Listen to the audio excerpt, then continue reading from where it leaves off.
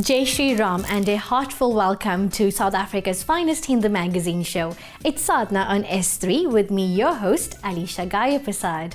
It is indeed a special week of celebration. Kickstarting our program today, we shine the light on the significance and seva of the festival of lights, Deepavali. Roll up your sleeves because in our conscious cooking menu today, Radhika Gounden shares with us a special Diwali recipe. Preserving and enhancing our positive energies, Mala Singh teaches us about the power of meditation and traditional remedies. And to wrap up, we meet Kirtibhai Pandhya from Cape Town to discover how Gujarati New Year is celebrated. As the exuberance of celebration can be felt everywhere, it's that time of the year when the festive fervour engulfs the soul with happiness and hope. Deepavali is a constant reminder of the victory of light over darkness and of good over evil. Sadhana connected with the World Hindu Foundation South Africa, where the spirit and essence of Seva was captured with true Diwali cheer in Lenasia, Johannesburg. Ram Sita Lakshman Hanuman ki jai, jai bolo Hanuman ki, jai bolo Hanuman, jai bolo Hanuman. Diwali is a very auspicious occasion for all Hindus. It's about a beautiful, rich culture. It's about our heritage. It's about moving away from darkness into light. And I think the main significance of Diwali is where we remove the darkness from our minds and we create positivity. The world knows it as Festival of Lights, but obviously significance has a lot of spiritual, religious connotations to it. Diya signifies light and bringing in hope, bringing encouragement, bringing in faith, bringing enlightenment. And because when you light the diya, it gives off this huge, beautiful light that has significance to the sun, to the moon. So in a very microcosm, the diya creates that light. The oil, the lamp, the wick, it shows that when we light the lamp, it's light over darkness. And as the diya is burning away, we're burning away this darkness, the negative energy from our minds. So imagine if everybody gets together and lights this and do havans and express this beautiful energy. What beautiful energy we are creating within ourselves and within the universe. We're all connected through the universal light of Brahman. And when we see and we burn that light, we remember that we are part of God's light and we are part of that divinity. Ram Sita Lakshman Hanuman ki jai, jai bolo Hanuman ki, jai bolo Hanuman, jai bolo Hanuman. World over, we've had a dark period. We've experienced COVID, we've experienced hardships, we've experienced death. So the light reminds us, like the light that is constant and it glows the same, there is renewed hope. Diwali falls on Amavas. Amavas is the darkest day of the month. When we are on Diwali night, if there is no diya, you can see there is hardly any moon or hardly any light. Nobody wants darkness. May God remove all darkness from our life and from the world. We always pray that there should be no darkness in anybody's life in the world. So that's how we symbolize diya. Swami Vivekananda had said the sole goal of spirituality is to be able to see the divinity in all human beings, animals alike. Just like Sri Ram and Mother Sita went to the forest, the lesson is that we need to always reflect and go into our own forest and make the necessary changes, and that is spirituality, and that's what Hinduism is, because Hinduism is a way of life.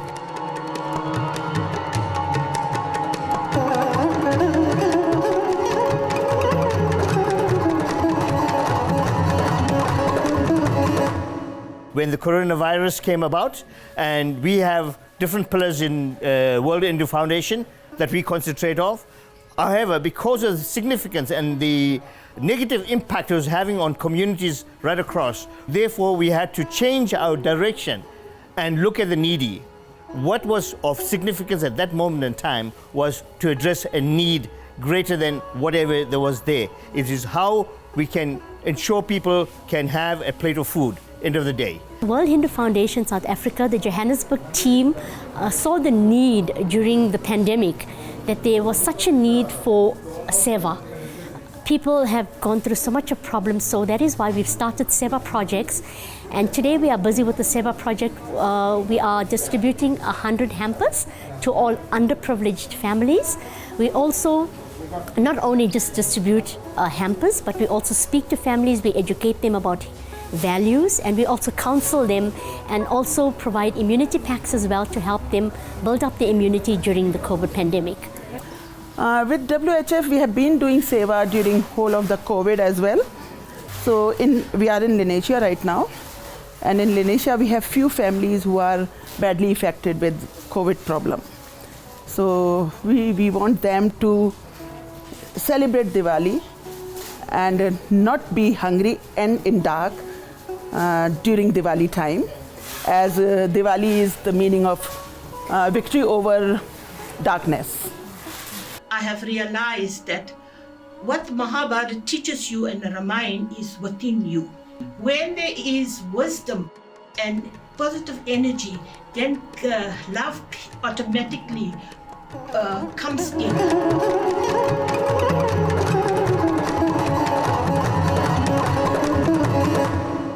Teachings, number one, is to have faith. No matter what happens, no matter what obstacles we go through, by having faith in God, we can overcome anything. We don't have to do so many rituals and go into all of these things that we need to do in Hinduism, but just by chanting, having positive energy, doing Suprabhatam in the morning, and changing the way our outlook. That is what we need to do, because youth today don't want to do the rituals. They don't want to go to temples. They rather want to live a Western lifestyle, and they're moving away from it. So definitely we need to chant, we need to do positive energy, we need to meditate, and even if we can get into groups doing bhajans and teaching each other, our spiritual texts, there is always hope, and hope starts from within. So if each and every one of us can go within and create this good vibrational, positive energy within us, we will definitely see a difference. I'd also like to wish each and everyone a very blessed Diwali, and may you enjoy the festivities, and remember not too many fireworks as well. We have pets around. Ram Sita Lakshman Hanuman ki jai. Jai bolo Hanuman ki, jai bolo Hanuman.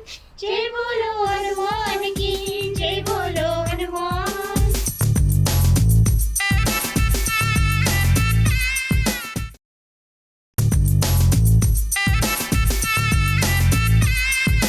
Welcome back. From beautifully lit up faces to little fairy lights winning our hearts, to that encapsulating aroma of sweets and baking, the preparations for the biggest Hindu festival has begun in earnest. Yes, it's impossible to celebrate Diwali without the mention of an indulgent delicacy. On our conscious cooking menu today, Radhika Gounden sweetens your palate with a mouth-watering Acchappam, also known as rose cookies. Do enjoy. Hare Krishna. Welcome to Conscious Cooking on Sadhana. Today we prepare a delicious Indian snack known as Acchappam or Acha Muruku. It's crunchy, it's sweet, and it's amazing. A cup of flour, 2 teaspoons of rose water, half a cup of sugar, half a cup of rice flour, cardamom powder, black sesame seeds, some water, a cup of coconut milk, and a single banana. We start by mashing a single banana. Our mashed banana acts as a binding agent so that our cookies don't fall apart in the oil. So into our mashed banana, you will add your cup of flour, half a cup of rice flour, your half a cup of sugar. Now for that lovely fragrance in our rose cookies, I'm adding black sesame seeds. So it's quite eye-catching. So I suggest instead of the traditional sesame seeds, you actually do use the black one. So to this, I'm going to add some rose water, Rose cookies, rose water. 2 teaspoons of rose water. Now we keep a little bit of water on hand so that we can adjust the consistency of the batter. So you mix it until you get it into a nice dropping consistency where it will stick onto your mold. In case you're wondering how it works, you use this mold, you dip it into the batter, and then you place it into your hot oil. So your batter should look like this, a runny consistency that's able to coat the mold quite nicely to get the desired shape. So let's get to our hot oil, and you will need 2 vessels of oil now. You need one where you're actually going to prepare your rose cookies in, and you need one where you're actually going to keep your mold hot. As soon as you're done making one, and because I have a single mold, I'll be working with one at a time. Our oil and our mold seems to be nice and hot. I'm just going to drip some of the oil out so it's manageable, and you'll hear a sizzle, and you immerse it.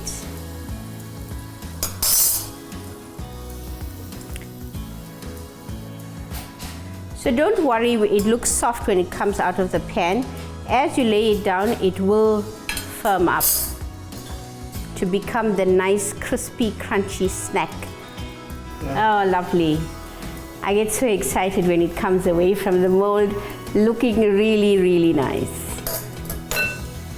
I've dusted a little bit of gold glitter here, edible gold glitter.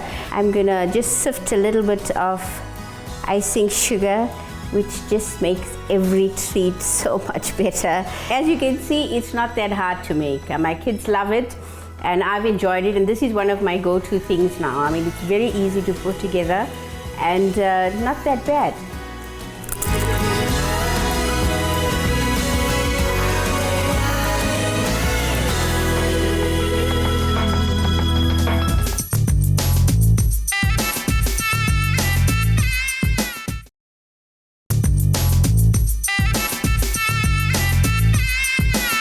Thank you for staying tuned to Sadhana. In the Hindu tradition, from the time of the Vedas to Hinduism in contemporary times, many forms of spiritual healing exist. Sadhana travelled to the quaint town of Newcastle, where Mala Singh explains the importance of meditation and a positive mind meeting traditional remedies in bringing about healing and balance. Let's have a look. I am Dr. Mala Singh. I am a doctor of natural medicine and an ethnopsychologist. So I love doing healing on the holistic side.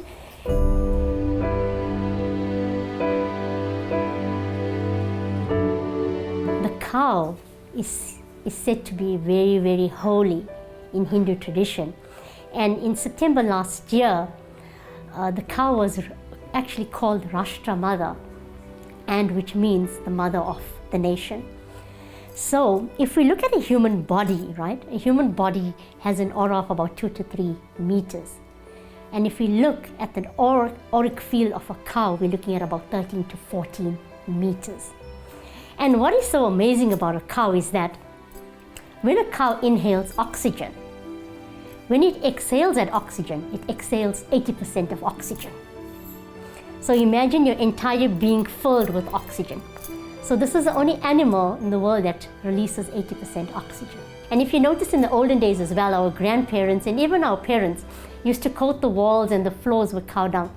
And knowing that it was antimicrobial, I mean, they were not even affected with mosquitoes. You know, recent research findings have shown where independent groups of Bristol and Sage College in Troy, New York, has found that cow dung is a very, very good mood enhancer. So cow dung has a very healthy bacteria called Mycobacterium vaccae. And this activates neurons in the brain, which gives off serotonin, a happy hormone, a neurotransmitter, okay, which gives you happiness, gives you joy, gives you well-being.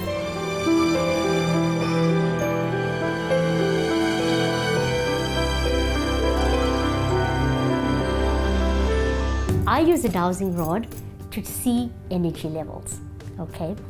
So what do you do with the dowsing rod is that subconsciously you make a connection with the dowsing rod and you set an intention. And as you set an intention, you get into contact with all the elements. And then we'll be able to see the energy vibration, whether it's a positive energy vibration or a negative energy vibration. So we're going to be doing a session on chanting, and we're going to be chanting the Om Namah Shivaya. So what I'm going to be doing is we're going to use the dowsing rod to see the energy levels before we start and after we chant, okay? And then there's going to be another practical tool that we're going to use is where we're going to test blood pressure, okay, before chanting and after chanting, and we will see the differences of how of the decrease in the blood pressure.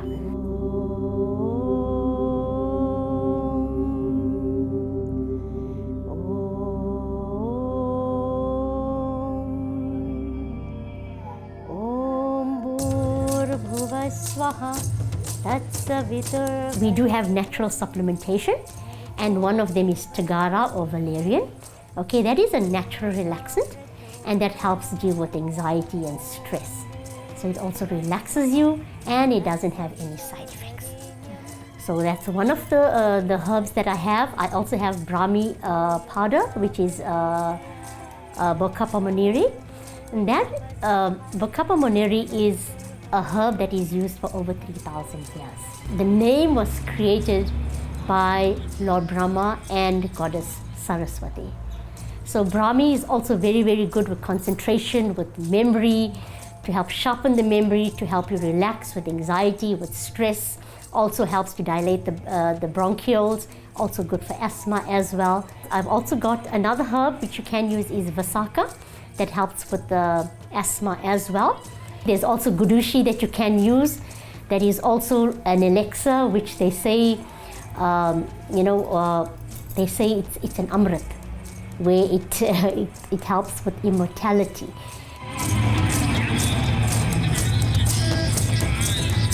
So we have so many different types of natural herbs that we can use, but it just depends on the type of patient that you have and how you're going to prescribe medication.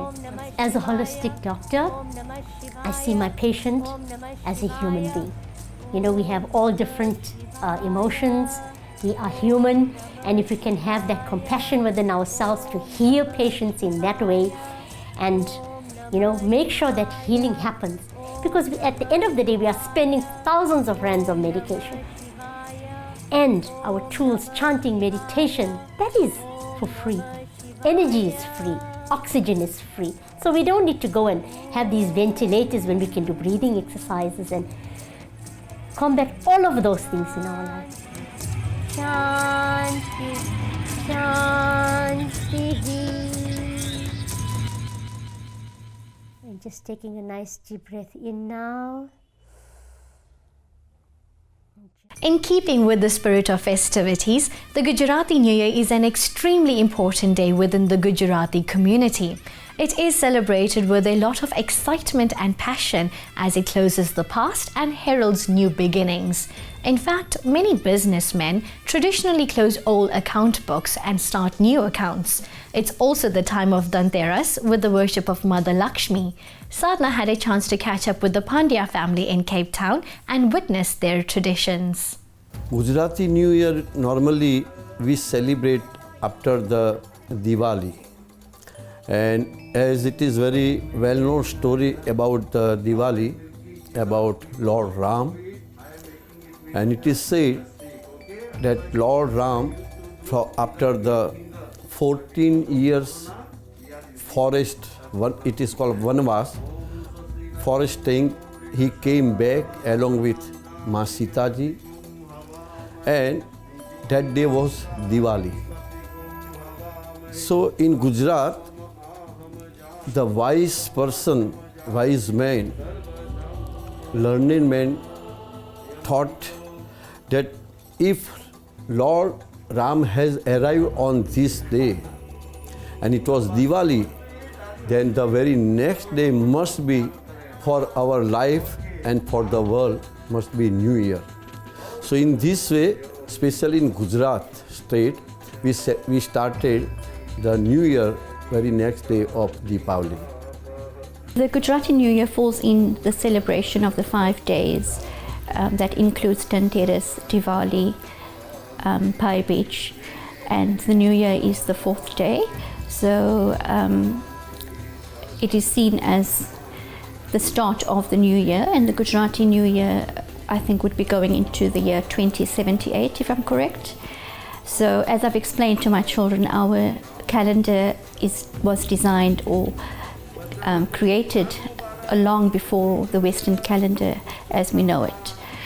In Gujarati there is one saying, and it is called Boni. Boni jeni boni sari thai, eno divas saro jai. Boni means when first customer come to shop and purchase something, and that first earning of the day, that is called in Gujarati Boni, right? So the first day of the new year is the Boni for the whole year. So people always try to make it more auspicious, beautiful, constructive, and you can say very auspicious. So for me it's just a light, you lighting or igniting a consciousness within you. So although you're doing it physically, I think that something inside you vibrates or is awoken. And I've taught my children this as well, that God is not up there, He's not in the mandir, He lives inside of us. So we need to keep our soul awoken.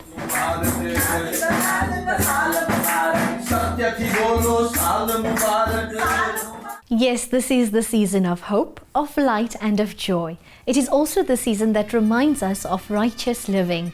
The Ramayana has been the bedrock of this dharma, and it is said in this holy scripture that the people of a country are held together and sustained by dharma. Dharma supports society.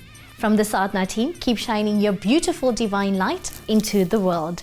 Happy Diwali!